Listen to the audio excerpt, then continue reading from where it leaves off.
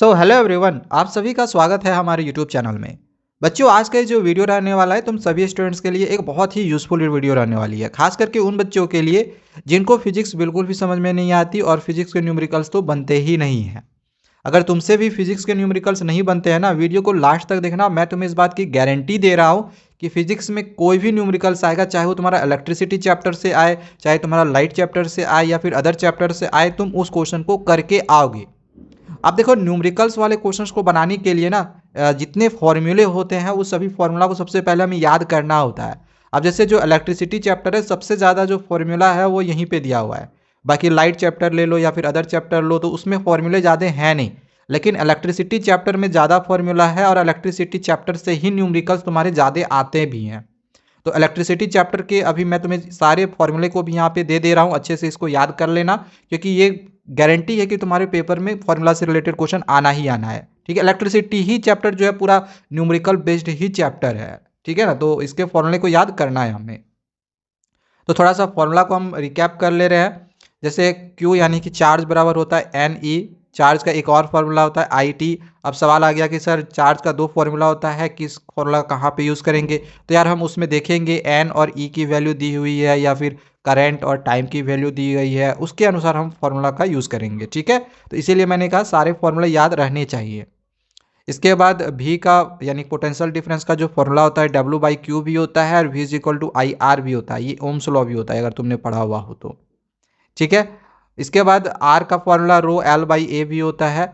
P का formula होता है W/T। P का एक और फॉर्मूला होता है VI और P का एक और फॉर्मूला V²/R होता है। P के बहुत सारे फॉर्मूले हैं। P यानी पावर, पावर के बहुत सारे फॉर्मूले हैं। ठीक है, तो सारे फॉर्मूला को याद करना, किसी भी फॉर्मूला का कहीं पर भी यूज हो सकता है। एंड पता कैसे चलेगा कौन सा फॉर्मूला का यूज हुआ? तो क्वेश्चन में जो जो चीज़ें दे रखी होंगी उसी के अनुसार हम यूज़ करेंगे। ओके, और H का एक फॉर्मूला होता है A²RT, जो कि तुमने जूल्स लॉ पढ़ा हुआ होगा। ठीक है, तो जूल्स लॉ वाला ये तुम्हारा फॉर्मूला है H = I²RT। ठीक है, तो इतना फॉर्मूला याद रखने के बाद उसकी यूनिट भी याद रखनी है। यही है शॉर्ट ट्रिक।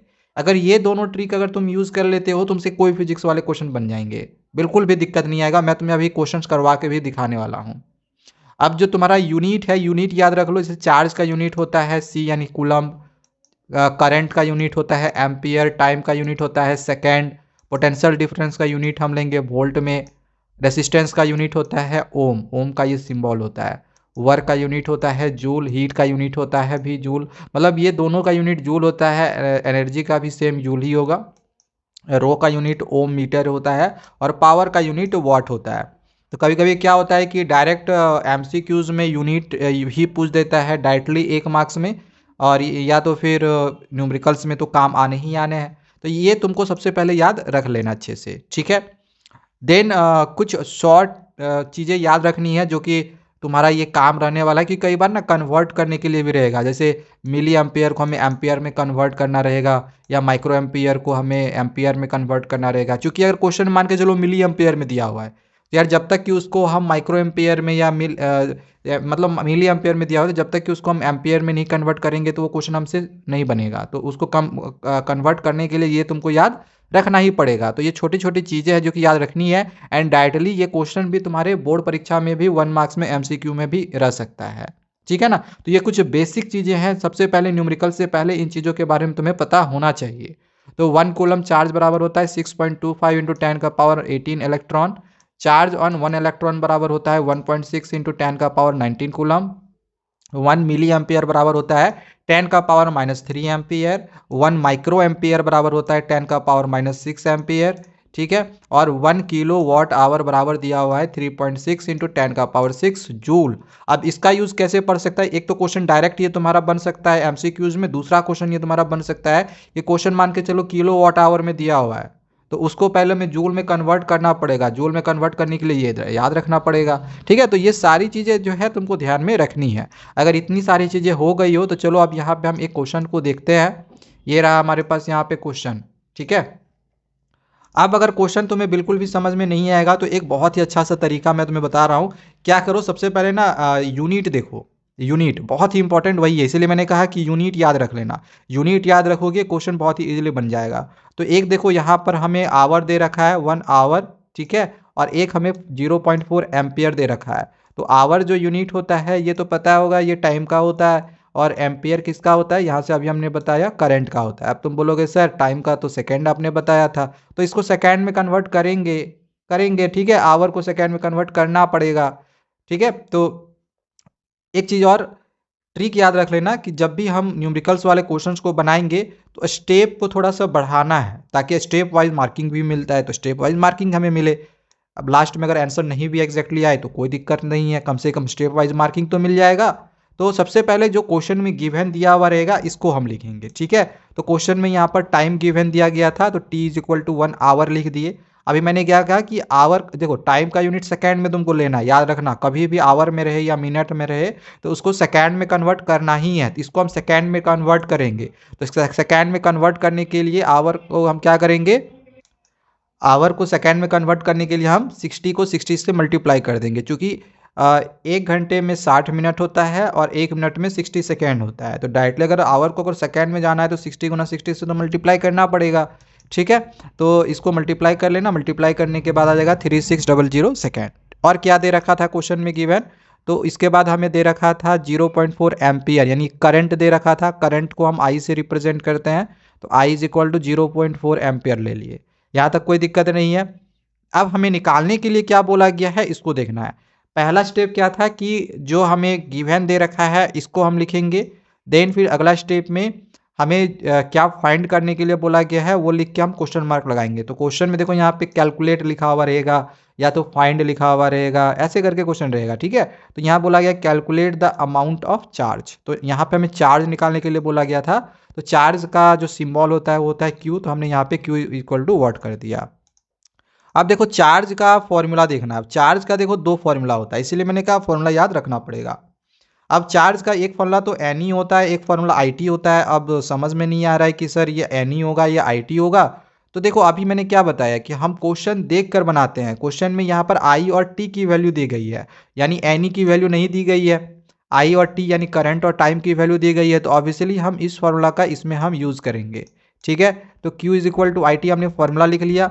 आई का जो भी वैल्यू है, आई का जो वैल्यू था 0.5 ये लिख लिए, और टाइम का जो वैल्यू दिया गया था 3600 इसको लिख लिए। इसको पॉइंट को हटाएंगे, पॉइंट हटाएंगे तो नीचे 1 और एक बार एक इसके बाद एक नंबर है तो एक जीरो आ गया। ठीक है, यहाँ से ये जीरो और इधर से तुम्हारा एक जीरो कैंसिल हो जाएगा, देन इन दोनों को मल्टीप्लाई करेंगे तो 1440 कूलम्ब ये तुम्हारा फाइनल आंसर हो जाएगा। ठीक है, कहीं पर कोई दिक्कत आया तो बता दो, कोई दिक्कत नहीं है। ठीक है, चलो आगे बढ़ते हैं, एक क्वेश्चन और देख लो। अब देखो यहाँ पर क्या क्या गिवन दिया गया, ये 4 वोल्ट बैटरी दी गई है। ठीक है, इसको कनेक्ट किया जा रहा है अननोन रेसिस्टर के साथ, जिसका करंट देखो, अब करंट ये तुम्हारा मिली एम्पियर दिया हुआ है। तो मैंने इसीलिए पहले मैंने कहा था कि जब तक कि तुम्हें ये सब चीज़ें याद नहीं रहेगी तब तक नहीं बनेगा। अब मान के चलो मिली एम्पियर में दिया हुआ है तो एम्पियर में तो कन्वर्ट करना पड़ेगा तभी आंसर आएगा। ठीक है, तो एम्पियर में कैसे कन्वर्ट करेंगे, तो यहाँ मैंने ट्रिक बता दिया है कि 1 मिली एम्पियर बराबर होता है 10 का पावर -3 एम्पियर। तो इसको 10 का पावर -3 एम्पियर से मल्टीप्लाई कर देंगे, वो एम्पियर में कन्वर्ट हो जाएगा। तो यहाँ पे जो भी चीज़ें गिवन दे रखी होगी वो लिखेंगे। तो ये तो वोल्ट यानी V का वैल्यू दे रखा था, इसको हम V बराबर 4 वोल्ट लिख लिए, और ये I की वैल्यू दे रखी थी चूंकि मिली एम्पियर है तो I है करंट है। तो ट्रिक वही याद रखना, जो गिवन दिया हुआ है उसको लिख लेंगे, एंड निकालना क्या है, रेसिस्टेंस। तो रेसिस्टेंस का देख लो यहाँ पर दो फॉर्मूला रेसिस्टेंस कहाँ पर है, एक यहाँ पर हमारे पास है और एक यहाँ पर है। या तो हम इस फॉर्मूला का यूज़ करेंगे, 1 मिनट यार बैटरी भी देखो डाउन हो रही है मेरी।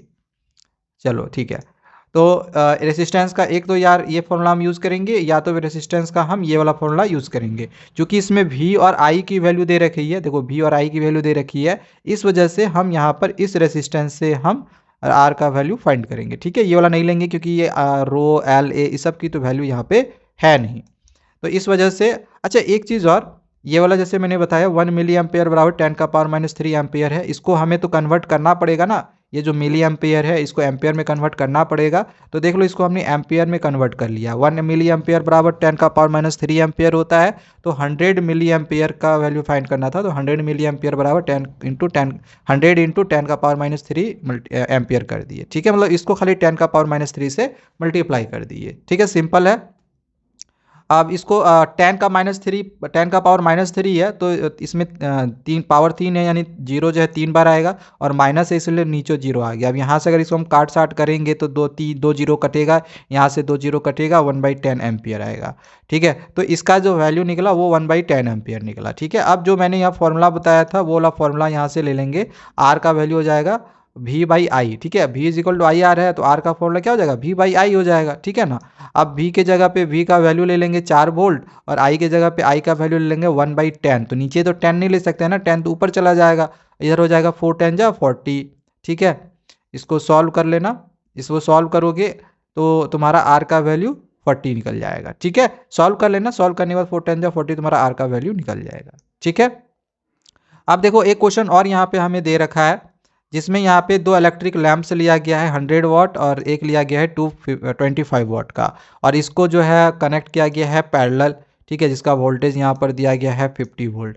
तो बोला गया है टोटल करंट क्या होगा, तो दोनों का हमें पहले निकालना पड़ेगा। ये 2 पावर दे रखा है ना, 2 पावर दे रखा है क्वेश्चन में। देखो ये W है, वाट है, वाट किसका यूनिट है, पावर का, वाट किसका यूनिट है, पावर का, यानी ये पावर दे रखा है, तो एक P1 का वैल्यू ले हो जाएगा, एक दूसरा P2 का वैल्यू हो जाएगा। ठीक है, और ये जो 50 वोल्ट दे रखा है, अच्छा यहाँ 50 वोल्ट था, तो चलो इसको 50 को ना हम 25 कर देते हैं। ठीक है, क्योंकि अब सॉल्यूशन में हमने 25 वोल्ट लेकर बनाया हुआ है, तो हम इसको 25 कर देते हैं। अपना क्वेश्चन थोड़ा सा सुधार लेना। ठीक है, 25 वोल्ट कर देते हैं, तो V का वैल्यू 25 वोल्ट कर दिए। अब हमें निकालने के लिए बोला गया था टोटल करंट। अब करंट देख लो, करंट का फॉर्मूला कहाँ कहाँ पर है, किसके रिलेशन में देखना है, V और I। तो देख लो, ये देखो V और I, V और P, सॉरी V और P, तो करंट यहाँ पर है और पी भी के साथ ये फॉर्मूला मेरा आ रहा है। तो वही चीज़ देखना है कि कौन सा फॉर्मूला लगेगा, तो इसके लिए जो गिवन दिया हुआ रहेगा उसके अनुसार हम उस फॉर्मूला का यूज़ करेंगे। तो हम यहाँ पे P = V/I वाला फॉर्मूला यूज़ करेंगे। तो I निकालना था, तो I बराबर हम वाट कर दिए। अब यहाँ से अगर देखो हमें यहाँ पे 2 पावर दिया गया था, यानी 2 I भी निकालना होगा और फिर दोनों को प्लस करना होगा। तो पहले हमने करंट, पहला वाला का करंट निकाला, तो इसका फॉर्मूला I = P/V होगा ना, और पहला वाला पावर के लिए 100 वाट लेंगे और वोल्ट तो दोनों के लिए सेम दे रखा है। ठीक है, तो P1 के जगह पे हमने 100 कर दिया और वोल्ट जो 25 था हमने 25 रहने दिया। इसको कैंसिल करेंगे तो ये कितना हो जाएगा, ये 4 बार में कट जाएगा, I1 की वैल्यू 4 निकल गई। ठीक है, अब इसी प्रकार से सेकेंड वाला जो पावर दिया गया था, इसके लिए हम I2 निकालेंगे। फॉर्मूला यही रहेगा, बस यहाँ पे P2 हो जाएगा। ठीक है, और P2 की वैल्यू जो 25 है 25 लिख देंगे, और भाई वोल्ट तो सेम रहेगा, 25 ही रहेगा। इसको कैंसिल करेंगे, एक बार में कैंसिल होकर I2 का वैल्यू 1 हो जाएगा। अब हमें टोटल करंट निकालने के लिए बोला गया था ना, तो इन दोनों को सिंपली प्लस कर देंगे। ठीक है, टोटल करंट के लिए दोनों को प्लस कर देंगे। ठीक है, 4 और 1 5 आंसर हो जाएगा। ठीक, चलो 5 एम्पियर आंसर हो गया। तो एक क्वेश्चन इसको भी देखे। अब यहाँ पे एक अलग टाइप का क्वेश्चन है, इसको हम थोड़ा सा देखते हैं। अब यहाँ पे बोला गया है मैक्सिमम रेसिस्टेंस, इसमें से तुमको फाइंड करना है। अब देखो रेसिस्टेंस, एक चीज़ याद रखना है, एक रूल याद रखना, अगर तुम्हें मैक्सिमम रेसिस्टेंस निकालने के लिए बोला जाए, मैक्सिमम रेसिस्टेंस निकालने के लिए बोला जाए, तो इसको ना हम सीरीज में कनेक्ट करते हैं, और अगर मिनिमम रेसिस्टेंस निकालने के लिए बोला जाए तो हम पैरेलली कनेक्ट करते हैं। ठीक है, तो ये वाला ट्रिक जो है याद रखना। तो रेसिस्टेंस प्रत्येक रेसिस्टर्स का दिया हुआ है 1/5 ओम, इसको लिख लिए है। ठीक है, नंबर ऑफ टोटल रेसिस्टर्स कितने हैं, तो यहाँ पे देखो 5 दे रखा है, तो नंबर ऑफ रेसिस्टर्स 5 हो गया। एंड इन पाँचों जो रेसिस्टर्स है, मतलब 1/5 टोटल 5 बार होगा। ठीक है ना, और ये जो पाँचों जो रेसिस्टेंस है, इसको सीरीज में मैक्सिमम रेसिस्टेंस पूछा है, मतलब कि इसको हम सीरीज में कनेक्ट करेंगे। तो ऐसे लिखेंगे कि if equivalent resistance is maximum, अगर इक्विवेलेंट रेसिस्टेंस मैक्सिमम होता है तो जो रेसिस्टर्स होते हैं उसको हम सीरीज कॉम्बिनेशन में लेते हैं। ठीक है ना, तो इसको सीरीज में लेना है। देखो हमने यहाँ पे सीरीज में लेके दिखा भी दिया है, देखो सीरीज में लिया हुआ है ना। बस इसको सिंपली फिर अगर हमें सॉल्व कर लेना है, यहाँ पे सॉल्व कर लिए। सीरीज में हम लोग क्या करते हैं, डायरेक्टली प्लस कर देते हैं, डायरेक्टली प्लस कर दिए। ठीक है, 1/5 जो है इसको 5 बार हमने यहाँ पे लिख दिया है, सबको जोड़ दिए, 1 2 3 4 5, 5/5 आया, काट के 1 ओम आंसर आ गया। ठीक है, इसी टाइप का अगला क्वेश्चन ऐसे भी पूछा जाता है कि मिनिमम रेसिस्टेंस फाइंड करो। तो वही चीज़ है, सेम चीज़ है, बस मिनिमम रेसिस्टेंस के लिए याद रखना है कि हमें पैरेलली कनेक्ट करना है। तो प्रत्येक रेसिस्टेंस का जो रेसिस्टर दिया गया था 1/5 ओम, सेम क्वेश्चन है, वही रहने दिए। नंबर ऑफ रेसिस्टर्स इसमें भी 5 दे रखा है, वही रहने दिए। लेकिन इसमें लिखेंगे कि if equivalent resistance is minimum, अगर इक्विवेलेंट रेसिस्टेंस मिनिमम हो तो जो रेसिस्टर्स होता है वो पैरेलल कॉम्बिनेशन होता है। तो हम इसको देखो पैरेलली देखो कनेक्ट किए हैं। तो क्वेश्चन जब देगा ना तो ऐसे फिगर भी बना के दिखा देना। एंड पैरेलली जब कनेक्ट होता है तो फॉर्मूला चेंज हो जाता है 1/R1 plus 1/R2 plus 1/R3 ऐसे करके होता है। ठीक है, यहाँ पर ये जो फॉर्मूला है ये थोड़ी सी मिस्टेक है। R बराबर 1/R1 plus 1/R2 plus 1/R3 plus 1/R4 plus 1/R5 करना। ओके, तो यहाँ पे देखो R1 की वैल्यू 1/5 है तो 5 ऊपर चला जाएगा, सब में 5 ऊपर चला जाएगा।